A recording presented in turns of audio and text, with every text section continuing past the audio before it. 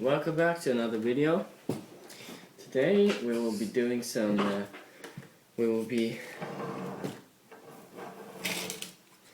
changing out some parts, and yeah, that's what we will do. So we will install this. This is a PPS cylinder kit. Comes with a everything is made out of metal. A metal spring guide with bearing, metal piston, metal cylinder, and of course a metal cylinder head.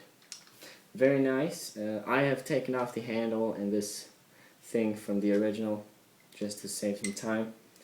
And also we will install this bad boy.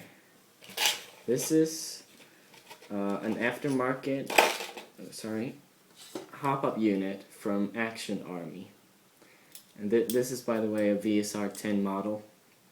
Very nice HopUp.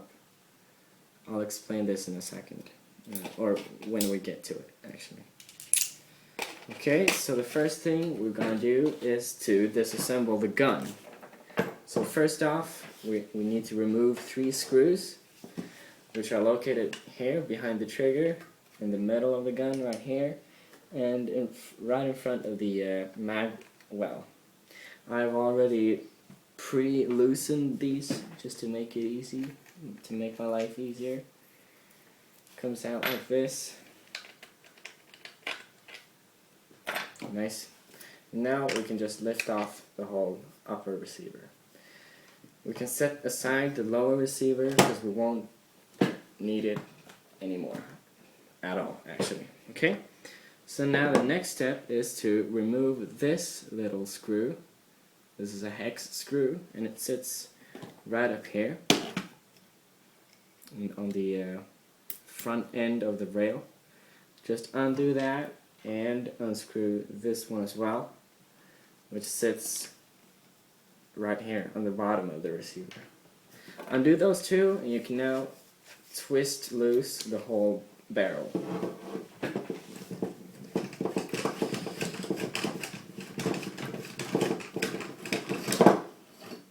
Slides out like that, nice and sweet. The reason to why I have a nut here is because I did a TDC mod, a top dead center mod, which basically what you do is you drill a hole through the barrel to match where your HopUp arm is, and then you just insert a screw or something like this down here, and you can adjust the HopUp. Mine didn't work out too well, and I think it's kind of ugly with a big nut, and it's all scratched up and shit. It didn't work out as well as I hoped for, so I ordered this the new HopUp unit instead.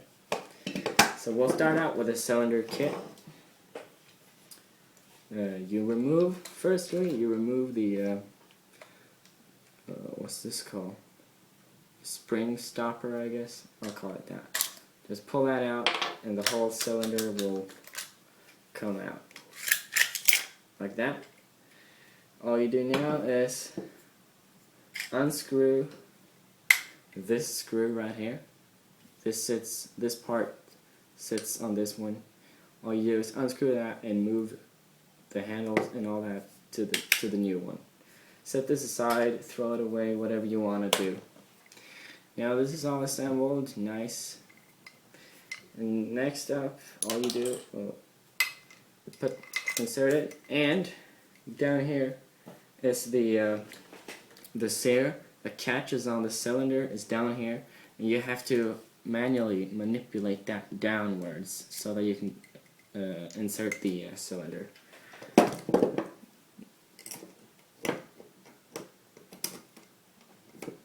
I use a regular screwdriver. You can use whatever you want.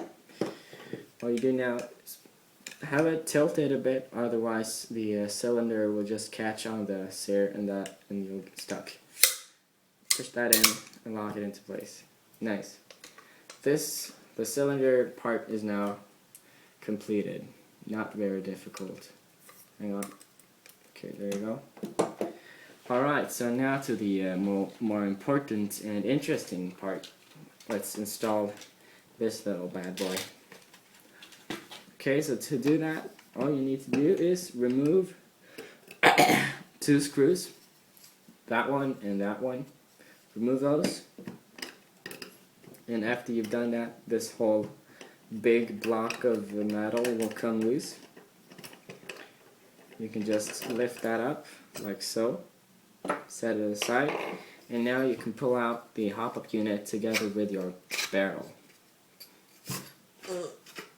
Sits a bit hard, this one, so I use this is a wooden stick that I have covered with tape, just to make sure that I don't scratch anything up and that I don't get any parts of the wood stuck in my sniper. Push that out like so. And here comes the whole barrel and HopUp unit. Now this could be a barrel install video as well, because I have actually changed out my barrel as well. This is a 6.02 millimeter barrel, and it is 430 millimeters long. So that is standard VSR, but a bit tighter. However, one thing I had to do, because apparently this sniper, the FN A5M, has a barrel that is 427 millimeters long. So this one barrel is a bit longer than the original one. So what I had to do is I had to file this hole inside here just to get the inner barrel to make sure to enable the inner barrel to protrude a bit. Now it doesn't go out all like this, it sits somewhere like that. So that was no big deal, but still, something to keep in mind when you change your barrel. Now all you do, you remove these 2 screws here, that one and that one. And maybe if you've got the real VSR-10, you'll have a 3rd screw right here. Together, with your HopUp arm assembly. This one comes out very easily, just that screw there and that screw there. And this sits on like so. Sits like that. Just remove all the screws that you see, because you won't use them anyway. And where's that? There. When you've done that, the whole HopUp unit will fall apart, and you can remove the barrel and get rid of the HopUp unit. So just give me a second. There we go. Opens up like this. This is what it looks like inside. The HopUp arm and the BB catcher. Set that aside, because you won't use it anymore. You won't need it. Now I like to assemble my parts again, just so I know that where everything is. If in case my new one were to break, I could always pop this one back in and still go on play. Set that aside like so. Okay, now we've got the HopUp and the HopUp bucking, barrel HopUp bucking. Sorry. What I've done also is that I've done a flat mod to this HopUp. You'll have to search that up, because that takes a while to explain. Okay, so now what we do, we have to take off the rubber, take forward our new HopUp chamber, and this one has got a barrel spacer adapter, whatever you want to call it, to lock in the barrel in place to make sure that the barrel doesn't move around, and that is awesome. So what you do is you slide this over this way with the thin end towards the where the BBs enter. Now all you do is slide this in. Oh no, sorry. Firstly, the HopUp bucking, like so. Hang on. I'm just gonna make sure that I get a nice and flat surface against the BB, like so. Okay, and now all you do is insert this into your HopUp unit. And also make sure that the barrel is aligned so that the barrel isn't twisted right or left or right, because then the BB will curve off and you don't want that. So all you do is peek down this hole and make sure that the opening is centered, okay?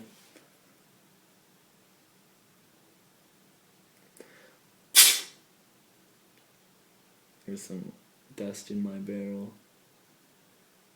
Yeah, looks good. Probably do a better check later. So now what you do is you got 3 screws. These ones are a bit longer, and then you've got another one that goes down here. These come separate, so you have to put these in by yourself. Now what you do is you align, there are holes here, so you align screw with the hole. Okay? Let's see here. Screw that in like so. Do the same thing for this side, like so. Now don't torque these down hard because you don't want to damage the screws or the barrel, but just give them a snug fit and that'll do the work. Now the barrel and the spacer is fixed. You also need the bottom 3rd screw to fix the adapter to the unit itself. Okay, so now that's done. Now we're gonna install the thing that maneuvers the HopUp arm. So for that you've got these 3 parts. You've got a spring, a regular nub that you get on, AIRSOFT AEGs use those, and this little washer arm, I guess you could call it.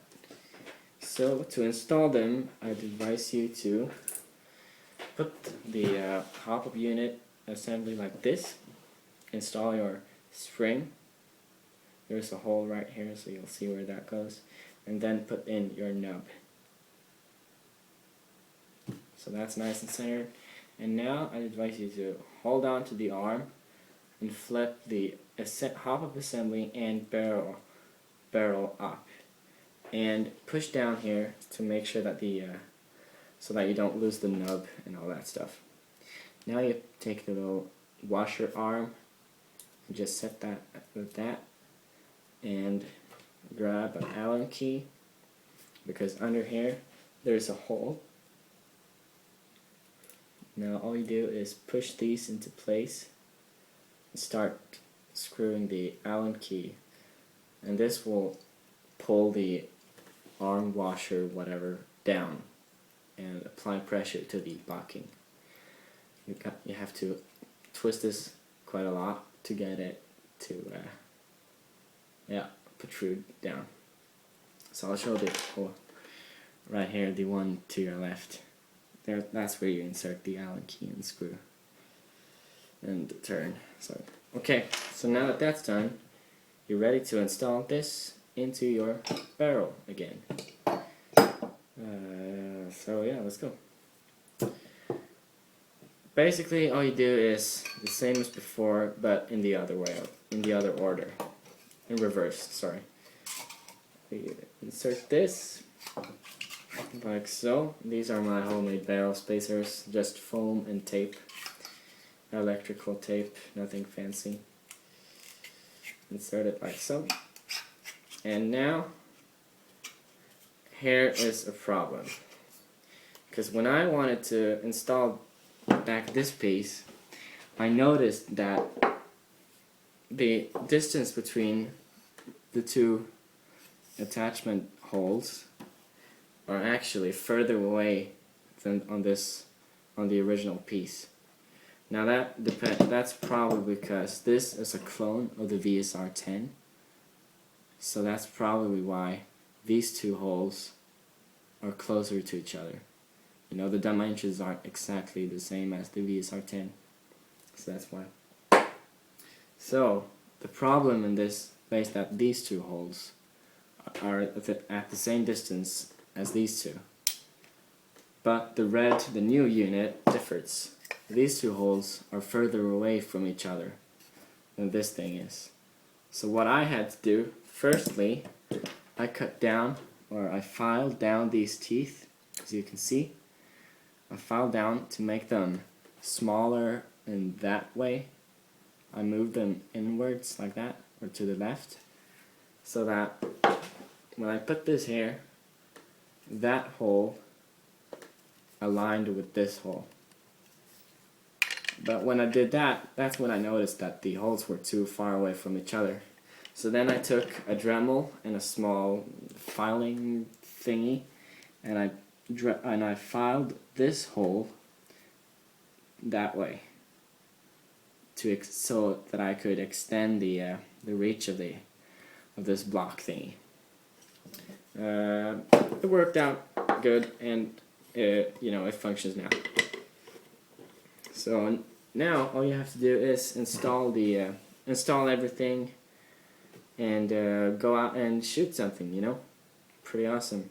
I won't install it because the video will be too long, but I mean, yeah, you can figure out how to get this back.